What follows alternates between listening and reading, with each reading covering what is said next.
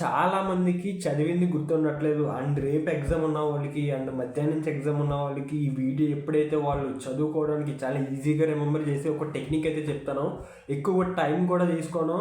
అసలు అంటే ఇప్పుడు చాలా క్వశ్చన్స్ ఉంటాయి. ఒక సెమిస్టర్ మనం ఒక నైట్లో కవర్ చేయాలంటే ఆల్మోస్ట్ చాలా క్వశ్చన్స్ ఉంటాయి. అట్లీస్ట్ పాస్ అవ్వడానికైనా ఒక 20-25 క్వశ్చన్స్ చదవాలి కదా, బేసిక్ తెలియాలి మనకి. అయితే ఇందులో మనం నేను అందరూ ఏం చెప్తానంటే ఫోకస్ చేయండి, ప్రతి టాపిక్ చదవండి, యూట్యూబ్లోకి వెళ్ళి ప్రతి వీడియో చూడండి, నోట్స్ ప్రిపేర్ చేసుకోండి. ఇదంతా ఒక్క నైట్లో అయ్యేదైతే కాదు, అవునా కదా? సో మీకు కొన్ని ఇంపార్టెంట్ క్వశ్చన్స్ ఇచ్చే ఉంటారు మీ కాలేజ్ వాళ్ళు, సంథింగ్ మీరు ప్రీవియస్ మోడల్ పేపర్స్ నుంచి కొన్ని క్వశ్చన్స్ అయితే తీసుకుంటారు. అయితే మీరు చేయాల్సింది ఏంటో తెలుసా? ఫస్ట్ చాట్ జీపీటీకి వెళ్ళి ఇలాగే ప్రాంప్ట్ ఇవ్వండి. ఆ క్వశ్చన్స్ అంటే ఒక క్వశ్చన్ ఇచ్చి, నాకు టైం లేదు, నేను చదువుకోవడానికి టైం లేదు, నాకు కీవర్డ్స్ ఇవ్వండి, కొన్ని ఇంపార్టెంట్ కీవర్డ్స్ ఇవి, నాకు క్వశ్చన్కి 10 మార్కులు అనుకోండి.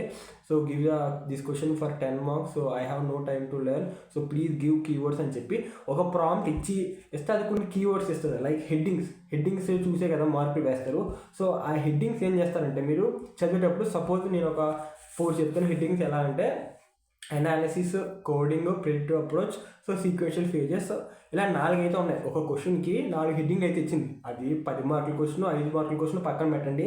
సో 5 హెడ్డింగ్లు అయితే ఇచ్చింది. సో 5 క్వశ్చన్లు హెడ్డింగ్లు అంటే నార్మల్గా మీరు ఏం చేస్తారు, 5 హెడ్డింగ్లు చదువుతారు. సో చదివి ఇంకో క్వశ్చన్కి వెళ్ళిపోతారు. సపోజ్ నేను ఒక క్వశ్చన్కి చదివాను, ఒక క్వశ్చన్కి అనాలిసిస్, కోడింగ్, ఇలా ఒక 5 పాయింట్లు అయితే ఉంటాయి సైడ్ హెడ్డింగ్స్. ఆ 5 చదువుకోవడానికి నెక్స్ట్ క్వశ్చన్కి వెళ్ళాను.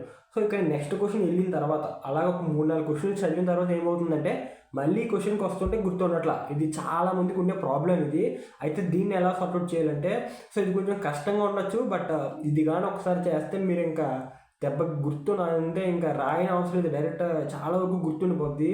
సో ఆ ట్రిక్ ఏంటంటే, ఫస్ట్ ఒక క్వశ్చన్ చదువుతారు కదా, ఇప్పుడు నేను అన్ని కీవర్డ్సే చెప్తున్నా. సో మీరు టాపిక్ అంతా చదవాల్సిన పని లేదు. మ్యాథ్స్ అయితే ఇది పక్కగా ట్రై చేయాలి.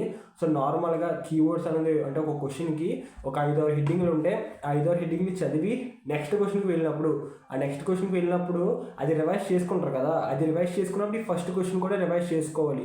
వామ్మో అంత క్వశ్చన్ మేము ఎక్కడ చెప్తాం భయ్యా అంటే, అంత క్వశ్చన్ ఏం అవసరం, జస్ట్ కీవర్డ్స్. అంటే ఇప్పుడు క్వశ్చన్ నేను చదివాను, అనాలిసిస్, రిక్వైర్మెంట్, ఇలా క్వశ్చన్ చదివి ఇంకో క్వశ్చన్కి వెళ్ళాను. సపోజ్ లైఫ్ సైకిల్ ఆఫ్ ఒక ఇన్స్ట్రక్షన్ పేజ్, ఇలా ఒక క్వశ్చన్ చదివాను. ఈ క్వశ్చన్ రివైజ్ చేసుకుంటాం కదా, అంటే నీకు ఎప్పుడైతే రెండో క్వశ్చన్ వచ్చేసిందో పర్ఫెక్ట్గా, అప్పుడు ఆ క్వశ్చన్ రివైజ్ చేసుకునే ముందు ఈ ఫస్ట్ క్వశ్చన్ చెప్పి తర్వాత ఈ క్వశ్చన్ చెప్పాలి. సో అలా 3 క్వశ్చన్స్ అయితే 3 క్వశ్చన్స్, 4 క్వశ్చన్స్ అయితే 4 క్వశ్చన్స్, అలాగా ఒక 1 అవర్ కూర్చుంటే మీరు దగ్గరికి ఎన్ని క్వశ్చన్లు అవ్వకొట్టుకోవచ్చు, దాదాపు మీరు ఈజీగా 10-15 క్వశ్చన్స్ అయితే అవ్వట్టచ్చు. మీకు నమ్మబుద్ధి కాదు, నిజంగా 10-15 క్వశ్చన్స్ మీరు 1 అవర్లో చాలా ఫోకస్డ్గా జస్ట్ ఇలాగే, అంటే ఒక క్వశ్చన్ చదివి ఆ క్వశ్చన్ తర్వాత ఇంక నెక్స్ట్ క్వశ్చన్కి వెళ్తారు కదా, నెక్స్ట్ క్వశ్చన్ రివైజ్ చేసుకునేటప్పుడు ఈ క్వశ్చన్ చదవాలి, అండ్ అలాగే సెకండ్ క్వశ్చన్, మళ్ళీ థర్డ్ క్వశ్చన్కి వచ్చేసరికి అది రివైజ్ చేసుకునేటప్పుడు first question, second question, third question, మళ్ళీ ఫోర్త్ క్వశ్చన్కి వచ్చేసరికి first question, second question, third question, fourth question.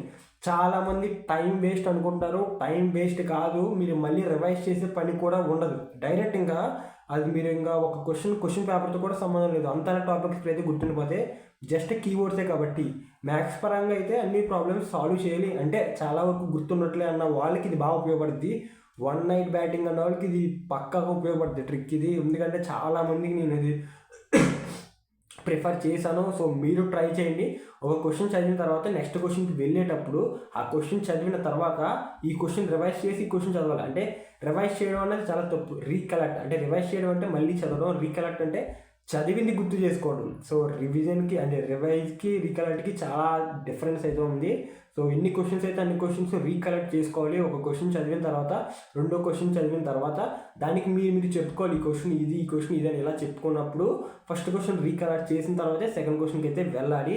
So ఇలా అయితే మీకు పక్కాగా గుర్తుండిపోద్ది. 1 అవర్కి వచ్చి ఈజీగా 10-15 క్వశ్చన్స్ అవ్వకొట్టచ్చు. ఆ 1 అవర్ చాలా ఫోకస్డ్గా మీరు ఫోన్లో చదవగలిగితే ఫోన్లో, లేకపోతే నాకు డిస్ట్రాక్ట్ అయ్యింది, ఒక బుక్లో రాసుకుంటానంటే ఒక బుక్లో రాసుకోవచ్చు. చాలా సింపుల్గా అయితే నేర్చుకోవచ్చు. ఇది ఒక ఈజీ ట్రిక్.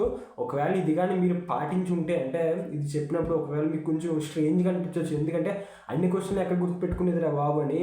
సో అందుకే రీకలెక్ట్ చేసుకొని, నేను రివిజన్ చెప్పట్లా, ఒకసారి మీరు ఆ హెడ్డింగ్లో చదివేటప్పుడు కూడా అది ఎలా చదువుతారో చెప్తాను నెక్స్ట్ వీడియో. కావాలంటే ఈ వీడియోకి మినిమం 500 లైక్స్ అయితే ఎక్స్పెక్ట్ చేస్తున్నాను.